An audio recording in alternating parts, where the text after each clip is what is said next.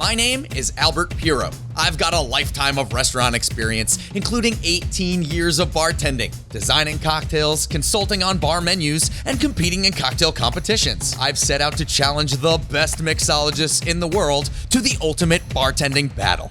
I will go to the coolest bars, learn about the greatest spirits, and challenge the most talented bartenders as we twist, stir, and shake the freshest original and classic cocktails anywhere. So grab a dram and settle in. It's time for Mixology's main event as we find out who's got the most spirit for spirits. We are here, 47th and Madison, Midtown Manhattan, on our way to Maggie's Place, a Manhattan institution since 1974. They've been through it all, including the pandemic, where they've renovated and brought in some awesome cocktail people, especially Patrick Marin, who's a whiskey master. He's been doing some great whiskey sour twists here at Maggie's. We're gonna go in, find Patrick, drop the gauntlet, and see who has the most spirit for spirits. Excuse me. Yeah. Are you Patrick? Yes. Patrick, I'm Albie from Spirit for Spirits, man. Hi, Albie. How's it going? What an awesome place you have here at Thanks. Maggie's. Just man. renovated. Super cool. Now, I heard you're making some really amazing whiskey sour twists in this place. Is that true? Yeah. Well, I'd love to put my whiskey sour making expertise up against yours in a little showdown. What do you say? I mean, if you want to, sure. Oh, yeah? Let's get it on. Let's Good get luck. it on. I'm stoked about it. Now, since the whiskey sour is your perfected cocktail, I'll be choosing the whiskey for this. And I choose the Westward American Style Single Malt from Portland, Oregon. Now, of course, I would never go into a cocktail competition blind. I was just at the distillery where I learned everything there is to know about this whiskey in preparation for our battle. Let's take a look at some of that footage and see what I learned.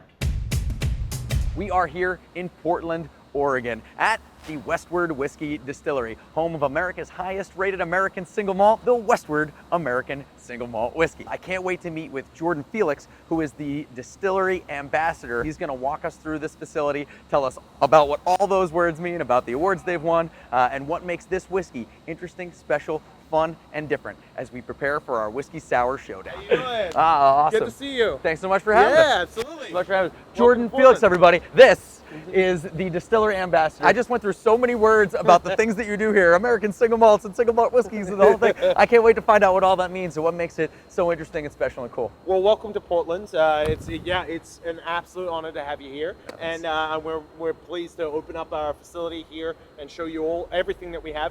Westward is a whiskey of Northwest Provenance. So what that means is we're utilizing all the local elements to really make an incredibly unique whiskey. Cool. Well, Yeah. I guess this is the place that it starts. That's Why don't right. we go in and check it out? Let's go. So right now we're in our brewery. So here inside the facility, Jordan is walking us through a bit of the history that makes Westward whiskey so special. Of course, here in Oregon, it's all about the beer, baby. And here at Westward Whiskey, it's no different. They're starting with a beautiful pale ale. The brewers that started Westward had an idea in 2004 to take some amazing local beer and turn it into whiskey. They actually started bottling their own whiskey in 2012 and built this facility in 2015. Because they make so much beer, this is actually the 11th largest brewery in the entire state of Oregon. They're not even gonna drink it as beer. It's gonna become whiskey. Now we got to build a state-of-the-art, wonderful brewery that we really can focus on every single element and control every single element, keep things cool, keep things regulated, and really create consistency. Now, what we've got here is the barley that starts it all. Locally sourced from Idaho, Washington, and Oregon, they're trying to maintain the flavor of that barley all the way through the process so that we can really showcase what great beer can become. We're gonna take some of that pale ale right out of this tap. Oh my goodness, look at this color. I can't wait to taste the flavors of this and see what this beer will eventually become. And this is our end result after 4.5 days. So in the You 4.5 feel that days- cold? Yeah. Yeah, cold. It's around about like 7 to 9%. And then we're essentially, this is the beer we're pulling out. Which is good beer on its own. It looks awesome. It's so interesting how the color is so similar. So similar to the barley right there. Yeah, you can see how in the process of beer making, the actual level of darkness in that barley is going to make all the difference. All the difference, yeah. Yeah. Well, cheers. Yeah. Oh my goodness, the fruit on this nose. Straight away, right in there, yeah. Beautiful, light, fresh. Surprisingly not hoppy though. No hops involved at all. That's the surprise to the palate. Yeah, That you're absolutely. like, oh, I'm having one without the other. Yeah. And I'm a big malty fan. Yeah, you can make beer without hops. Oh, Yeah. it turns out. Yeah, it turns out. Yeah, it turns out. Who knew? Who knew? Who knew? Now, over here in the still room, Jordan's got a little something special for us that Westward whiskey whipped up that makes it just a little different. Their still is a bit shorter, a bit squatter than some others that we've seen. Now, this is done specifically to help maintain the original flavor profile of that distiller's beer that we just tasted. Now, that's so important to them that they actually distill only to 125 proof as well. As we've learned in other episodes, the more we distill, the more of the original esters and congeners we lose. Here at Westward, they're trying to maintain all that, continue those flavor profiles from the original barley in the beer through the distillation process all the way to the barrels. And I'm sure, if I know these guys, there's a little trick up their sleeve when it comes to the barrels as well. Cool. I see that we brought some staves out for us as well. We've got some barrels behind us. I'm sure that this is going to be a little bit different as well. It wouldn't surprise me that Westward and people in Oregon are doing something just a little different. We've always used 53-gallon new American oak from Kentucky.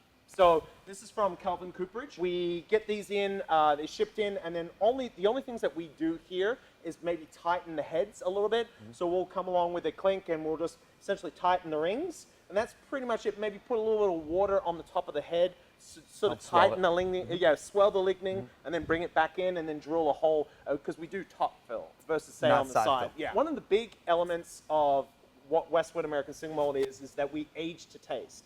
And so as you saw from every single step, really flavorful barley, really creating the best thing that we can get out of the brewery, minimalist distilling, trying to retain that flavor. And then in the barrels, there's the same level of attention to detail that we want to have. So we use a lower char on our barrels. So I brought out these two stave examples. So here you have a 3 char on your right here. You can start to see how it flakes off. Yeah, it looks like so much more of the wood is burned, right? Right, And all the way through. What's that going to mean for when it hits the whiskey? Yeah, so if you think about char being charcoal, essentially that filtration, right? So it's going to cover up a lot of the esters and flavor compounds that we created so far in the brewery and in the still. Right. So as we've learned in previous episodes when we've talked about what happens to the whiskey when it goes in the barrel, that when it's warm out and the barrel itself starts to open its pores, that liquid's going to get sucked through that portion and it's going to get filtered and filtered. It will pick up some flavor from the barrel for that charred layer that's between. We're trying to minimize that, and we just essentially want you to get that really good. We want to have the robust flavor, but we don't want the wood to overpower it. Right. So this is more of a 2 char, if you find through here, very light, refined char all the way through. It's not flaking, as you can see, and that's just going to pull just the right amount of barrel lactones for our whiskey. It's going to help us match some of what we know of as barrel flavors, some toffees and spice notes and those sorts of things. But how do they match with that original beer flavor we started? The thing that's coming to my mind right now is like peaches and cream. It's like, I can't, like the vanilla from a barrel and those peachy, lovely, mango-y things we talked about earlier. I can't wait for them all to blend together. Would you please tell me that there's a tasting room? There is definitely a tasting room. Let's go. Great, so we've been through the distillery. Jordan has been kind enough to sit us down and give us a full tasting of all the amazing stuff they do here at Westward. Yeah, so right in front of us this is what we serve at our tasting room, and then also what we do out at our airport location. So we have out at the Portland Airport, we have the world's first airport tasting room in Concourse C, where you can do the Westward experience. And then also in Concourse D, for a lot of those East Coast flights and some of those international flights from PDX, we have a kiosk. So you can also try it all through the whole range, buy bottles, and not have to check them, which is really great. And so you can just put them straight into your carry-on. That sounds like me. Put it right in my carry-on? That sounds like me. So right in front of us, we have locally grown, sourced, and malted barley. So this barley is, you just pour it into your hand. 2-row barley is what's called. It's a pale malted barley, as we talked about in the distillery. Really like grape nuts, if you will. Oh, sure. Lots of flavor. And as we talked about, the barley farmers work with the malting facility out in Vancouver, Washington, Great Western Malting. And we're creating, we want to encapsulate all that complex sugars and bring it all the way through our whole product. So as we went through the distillery, you saw how we stood out from, say, Irish or a Scottish single malt. So we focus a lot on that fermentation, a lot of those fruit esters, a lot of tropical notes and passion fruit, that sort of thing. So when we go to distilling, because we've done all the hard work as we talked about in the brewery, we want to just do a light touch in the distilling and capture all those flavors and effectively a minimalist distilling. And so that is our second glass here. This is our new make. So this is off the still, and I've dropped it down to 19 to not blow out your palate. So essentially, this is the whiskey that hasn't spent any time in barrel yet. Oh, and you took it down so we can actually smell it. A lot of times when you are taking new make, first of all, the citrus and the greenness of it like blows your palate right out instantly, but also the alcohol vapors themselves will also sort of like destroy your nostrils on the way in. So thank you for bringing it down. That's also a great hint for anybody doing a tasting of any sort. If you're overproof, really don't be afraid to add just a touch of water. Take that alcohol content down so you really get to the nitty gritty of what's inside there. Oh, that's beautiful. And still has some of the lovely greenness to it, which is awesome. But it smells so similar to the beer with some of that tropical fruit. It really does, doesn't it? A lot of that passion fruit. Yeah. A lot of citrus notes, and again, that sort of doughiness, if you will. Sure, yeah, cereal. Yeah. I hate to keep saying that cereal thing, but it's just like really, utilizing and keeping those complex sugars that were found in the barley. Mm-hmm. Yeah. Well, cheers. Let's taste it on its own, right? Stone fruit sort of things, peaches, nectarine. Yeah. It's really brighter than it almost. I feel like it should be. Yeah. Lots of bright, lots of citrus. Yeah. I think that really speaks to how our stills are set up and how they really take their cuts. Really delicious, trying to keep all those flavors together from the beer. Yeah, so much of that beer flavor profile, we were talking about fermenting and some of the citrus stuff on top, also like sourness of like green apple almost. Yeah, absolutely, yeah. Almost like a Jolly Rancher. Yeah, in a way. A much jollier Rancher. Cool. Oh, that's really delightful. And so in the middle, we have our core Westward. So this is what we launched into the markets in 2017. Mm-hmm. It's a culmination of close to 14 years of work. We mingle at around about 10 barrels at a time. And so it spent its whole time, as we talked about, all in freshly hard New American oak. Right, but as we said earlier, the light char. As to not impose too much of the wood on the idea of what we originally started. Exactly, looking for that balance between that sweetness and also the fruit and also spice as well. It's more like a highlight. Yes, Westwood American Single Malt. Cheers, and this is the exact thing we'll be using in our competition. So, oh my goodness, it's so different on the nose. Right? Instantly. So already, I mean, if you just to pick up the new make again. Yeah. And just go back and forth. Of course, the gentleness of barrel just really. Just a light touch with the two char is really, it takes on a lot of color because it hasn't had any liquid in it before. Right. But just like bourbon, it takes on that, but it's just kept a lot of that sweetness, a lot of that fruit that we were really set out to create. So some of our familiarity with some of the bourbon flavor profiles, they're not overwhelmed in this where we haven't covered up any of the beautiful fruit front that we have in this new make. It's so interesting to have them both next to each other. Everybody go to PDX and do the experience. Really interesting to have them next to each other and then on the profile itself, right? Cheers. Cheers. Oh, a gentle sweetness on the front. It's so interesting. I'm going to harken back to actually eating this, the actual husk of that malted barley itself, the sweetness of the center, but the bitterness of the outside. Yeah. And this sort of has that flavor profile to as well, the sweetness of the center of this whiskey with some of the barrel notes, the bitterness of charring. Really well, robust, but balanced. Oh, of course. And really, and again, like as you mentioned also with the new make, that stone fruit. Stone fruit comes through beautifully, through those elements. Yeah, sourness to it. That's really pretty cool. Yeah. That's going to work so well in trying to highlight this in our sour twist. Yeah. I am in a stone fruit craze right now. Oh, we're coming with the stone fruit. Now I know that's going to be our main focus. Those are our main focus, yeah. But I know you've done me a huge favor. Not done yet. Yeah, we have two more expressions. One expression that just recently came to New York City, as also in California as well. This is the Westwood Oregon Stout Cask. An Oregon Stout Cask. Stout Cask. Cool. So a bit different from, say, your other stout finished whiskeys in that we're utilizing all local breweries that make stouts and porters. So essentially, done with the New American Oak, we put the whiskey aside in stainless, and then we send the barrels out. Their breweries age their stouts and porters in our barrels. And then the barrels get given back to us after the stout. And so then we age the whiskey for an additional year plus in stout season casks. Amazing. So we've started as a whiskey barrel, became a beer barrel, then became a whiskey barrel again. Yeah. I love it. It's like the world's greatest comeback story. Cheers. Let's get to it. Let's get to it. Yeah. Oh, that's really beautiful. Oh, and I love stout beer too. There's just a creaminess to stout beer that just doesn't exist in other beer. Yeah, when we're looking to mingle the whiskey together, we wanted to find stouts that were a little drier, more Irish style. So like oatmeal stout and more like imperial stout than say your typical like sweet, dark chocolate or milk stouts that you find in a lot of American stouts. Because, you know, Westwood, as you had before, already has that inherent sweetness up front. You know? Right. We don't want to make that cloying. You know? Been maintained through the process of the beer make to this point. There's something I love about the bitterness that I'm just going to bring all the way back to this again. Yeah. About the husk of that actual like the skin on the outside of the grain itself. How that has that same bitterness. There's just such a beautiful roundness to this whiskey that is just extrapolated in a different way to find the sweetness of the center, the sweetness of not only the malt that was here, but the malt that created the beer. Yeah. Creaminess of mouthfeel. I love to say that word. Yeah. Is that 2 words? No. A really great viscosity in the mouth. It's such a whiskey that's really a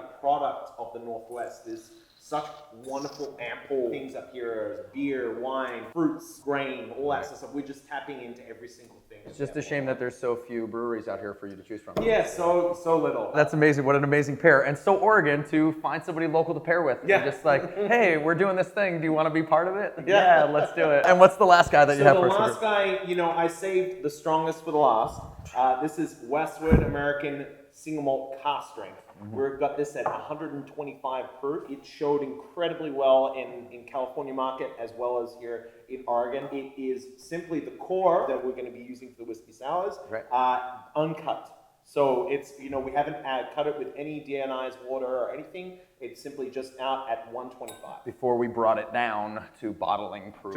Right, so we just made it. Right, at 90, right? Yeah. Wow, it doesn't smell hot at all, which is so crazy. Yeah, it's not, and that's really, it's dangerous. Well, it's funny, when we were talking about the new make and adding water to it, about how at 125, that can really blow your sinuses out. I mean, we've warmed our palate up in an interesting way already, but still, the fact that it's not blowing you away is kind of amazing. I think the barrel is much more present. Yes, absolutely. And so that wood smoke, if you will. So I think a lot of people, you know, when they describe Westwood, and particularly with single malts, their experience of single malt often has things like peat or smoke in them. Sure, mostly Scottish style. Mostly Scottish style. This is more from the wood smoke, if you will, from the newly charred barrel. Yeah, from us discussing some of the Irish and Scottish descent of this earlier, the thing that jumped out to me in this was the hay honey straw of an Irish style without any of that peat, but the sweetness of it that's still on the nose, and how that matches with barrel and barrel flavors, toffee and coffees and those sorts of things. Yeah, there's no coffee out here either in Portland. No, there's hardly any coffee at all. Certainly no tea. No tea at all. Oh, this is beautiful. Hey, salud. Thank you for bringing this. Yes, absolutely. And there it is, 125. Oh yeah, there it is. Oh yeah, and still fruity. And so a lot of that fruit, that stone fruit, still around, right? Fruits and nuts. The thing that it just reminded me of is like dried papaya in trail mix. Yeah. When you get like a dried papaya piece, you weren't expecting. You were like, "There's papaya in here." that sort of thing just jumped out at me in that. Jordan, that is wonderful stuff. Thank you for bringing the tasting. Yeah. So looking forward to you bringing us the whiskey sour next. So ready to find out how this beautiful Westward single malt is gonna be in a whiskey sour. I can't wait to see what the citrus does to some of these things. Let's talk about this whiskey sour. What makes a whiskey sour a sour here? Sure. So whiskey sour, great classic cocktail. Really awesome balance of like citrus, a little bit of sugar, and the base spirit. It was first found in Jerry Thomas's cocktail book in 1862. Really where they swapped bitters for acid. Really those traditional specs work incredibly well together. So I see you've got some like sort of special stuff for us set up here. Tell me what you got over here that's so cool and special. Yeah, Portland's a big little town, and so this is a wonderful collaboration that we have with Portland Soda Works. And what they did was they took some of our barrels and threw their cane and demerara sugar in our barrels and aged for 100 days. And it was just amazing, like the whiskey lactones that sort of came into the sugar and really made it such a really interesting syrup. Let's build this thing. I can't wait to taste it. I'm going to first start off with the lightest component, fresh lemon juice right here. Nice, light and acidic. How much of that? That is 0.75 ounces. Right. So 3/4 ounce. Great. And then we are going to take our great demerara syrup and we're going to use a 1/2 ounce And then, of course, we'll take Westwood American Single Malt, 100% barley from here in the Pacific Northwest, and we're going to pour that right in last. Westwood's a real, great balance between robust and sweetness. Westwood already has an inherent sweetness up the front from our beer, so we have some sweet esters that sort of come through really nicely, and that is juxtaposed with some really great citrus from lemon. But also, we've got really great elements of some tropical notes from the beer that we eventually, as we talked about, really retain throughout the whole process. What's the last ingredient in our cocktail? Always water, right? It's always water. Yeah. So we'll put some ice in here. All right. We'll shake it up. Yeah.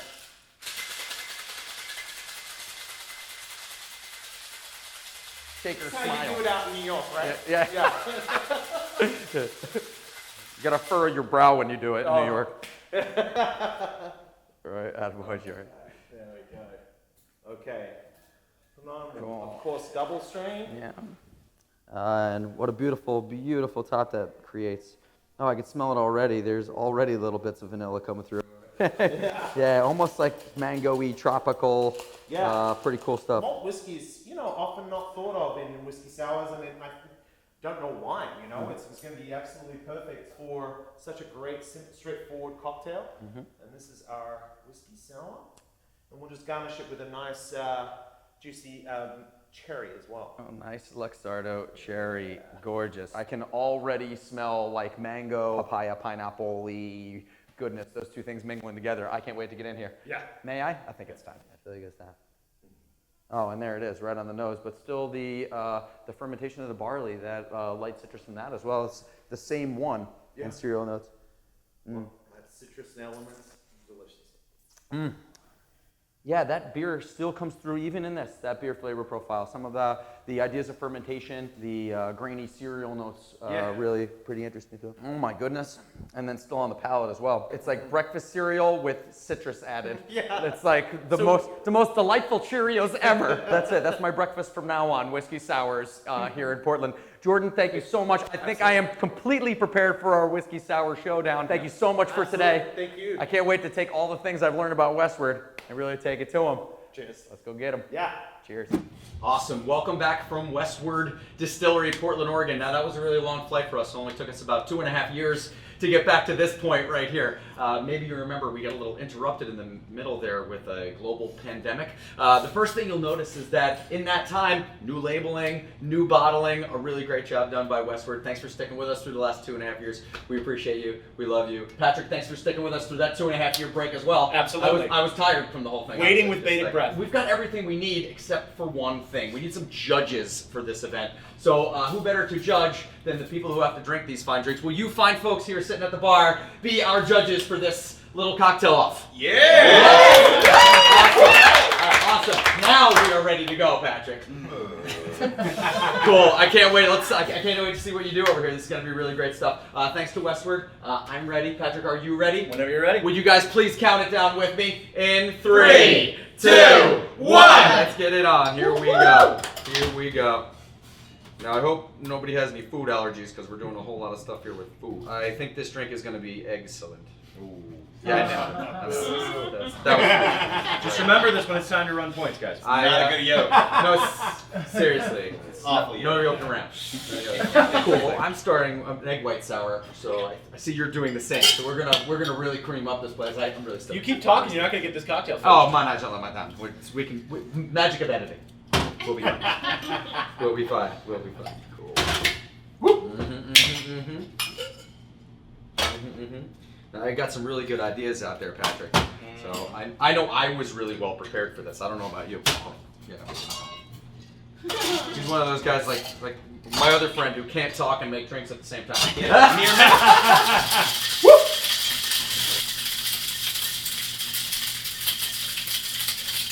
No, just so everybody knows, I'm whipping egg whites to get started. So I'm basically making a really dope meringue that's going to be super creamy on the top of this drink. Yes. Yeah, I even have a good shaker face. Oh, Which wow. is like my thing. Shaker Practice makes perfect. Trigger face! Woo! Woo! Not. We're getting there. Fancy shape. I like your technique. He's got a better Lot shape better. than you. Mine's all about power. It is. Just made no sensual. Yeah. I have a power shake. Can't get a sense open though. What a shame. Too big.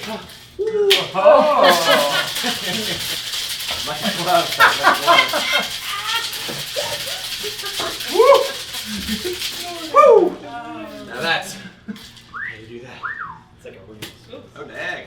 Woo! Whoa. Very cool. Mmm.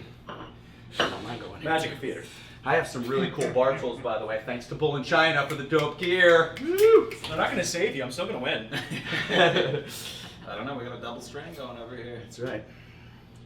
I do a fine double strain Ah, there you to make sure we don't have any calazi. go. Built in. That's that little white thing in an egg that sort of holds the white to the yolk. I want to make sure we get rid of that. Boom. Not so bad yourself. Oh, the drinks. You meant the drinks. Oh, my goodness. Is that what you got over there? I still got a little more. I don't want to go crazy, but I will go nuts. No, people are going to drink it. Little almond and cashew jug for you. Yes. Yes. Yes. Now that Bring it down. is how you build a sour. He's gonna do it. He's gonna do it. Mm-hmm. Oh, he's doing it. Rocky. Rocky 3. Yeah. Yeah. Patrick, that looks awesome. I love those awesome little coupes. There's a Yeah. great story about Marie Antoinette and the coupe, Mhm. but I don't think we need to go into that right now. You can go that there. sour looks amazing. I love what you guys are doing here. Yeah. Will you please tell me what you did that made this drink so interesting, fun, special? Absolutely. Cool? So, noting that we were working with Westford, I wanted to play a little bit with the nature of the American single malts. And in this case, you've got some of those chocolatey, very grainy barley feels. So, I wanted to make it a little bit more complicated. So, I used a split base. In this case, in addition to using the Westford, we're also using a little bit of Amaro Lucano to kick up some of that coffee cinnamon note and pull underneath and balance out with the citrus. We are using lemon juice and lime juice with a little bit of brown sugar in the raw syrup. So Demerara is going to give you a little bit more body, a little bit more funk, and I think it bends better with the whiskey. With the egg whites as well, shake it on up, give it all together. I've got a Hawthorne with a fine mesh built in, the Kilpatrick strainer. Custom kickstarted a couple years ago, also pandemic. This allows me to do it without the extra hand, but absolutely the exact same philosophy as yours, which is that the head's going to rise to the top. It'll be beautiful. I find that with the stronger body of the mixed base, it doesn't need a garnish for me personally, but we'll let them be judges. Yeah, you know, I mean, I just want things to be pretty at the end of the day. That's why I shaved for you. Awesome, Patrick. Your knowledge is insane. I know you have some sort of whiskey degree, too. Yes, I actually just completed the Edinburgh Whiskey Academy program, so I have a diploma in single malt whiskey. Little do I know, I literally walked myself into a single malt whiskey expert with the boots to match. Thank you, dude. That looks amazing. We'll be putting together some taste for you in just a sec. Now, what did I do over here? Oh my goodness, I'm sure you heard some of the really cool buzzwords during the distillery tour that I did with Jordan Felix at Westward Distillery. Now, when we tasted that original beer, because they really focus on the beer so much, they want a lot of work to be done on the front end so that I can do something cool on the back. What they really started with was, you'll remember a little bit of melon notes that I talked about. So I built cantaloupe syrup with just a touch of elderflower and a touch of cinnamon to it to begin. So it's a cantaloupe syrup. I then blended that with the stone fruit we talked about with a really cool peach liqueur and a Martini Bianco for just a little bit more flesh, a little bit more back end to touch some of those real green earthy notes that make this American single malt really interesting, fun, special, and different in the world. And of course, fresh lemon, fresh egg white, that helps me really round out the creamy mouthfeel that we started with when we were tasting the beer that eventually became this really dope single malt from Portland. So we have all of those notes together. The last piece of that garnish is just a call back to actually eating the barley after it's been through the malting process, where I'm actually eating it like it's nuts. And I remember Jordan and I talked about grape nuts and that sort of feel, but for this cocktail in particular, the creamy nature of that really lent itself to like almond milk, cashew milk for me. So I used a little almond, a little cashew to call back some of those sort of nutty barley flavors, creating this really cool, interesting Portland sour. Thank you guys. All right. Cool. Let's fire up some tastes. Who wants a taste? Yeah. We'll set up the judging and get this thing going. All right, here we go.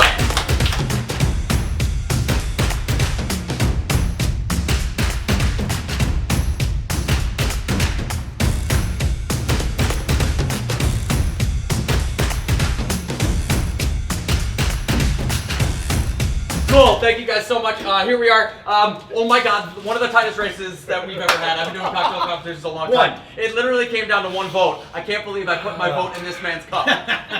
Yes, I can. The winner, Patrick Barron here at Maggie's.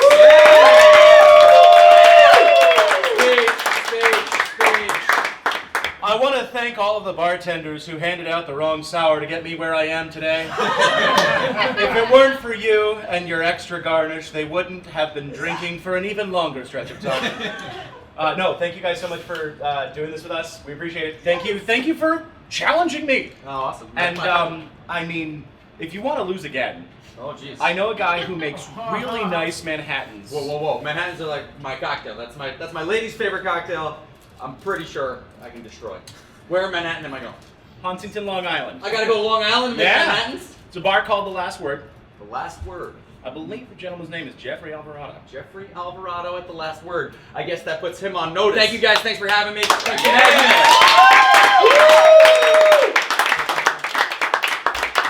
me. Another hard-fought battle here in Manhattan. What an amazing time. It looks like we gotta head all the way to Long Island to make a Manhattan. Jeffrey Alvarado at The Last Word.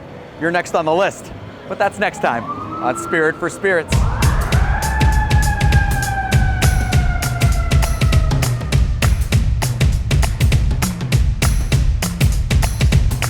Thanks for tuning in. Thanks for joining us. Don't forget to check out some of our other cool stuff we got going on. We've got the locally sourced segments you can check out. We've got the quick classics to check out. And of course, head over to Instagram and TikTok and check out the behind the stick segments from my home bar. And also a big thanks to our bar tools sponsor, Bull & China. Don't forget to go to their site right there, bullandchinapdx.com. Use the promo code S4S-hookup to get your 15% off. And we'll see you next time on Spirit for Spirits.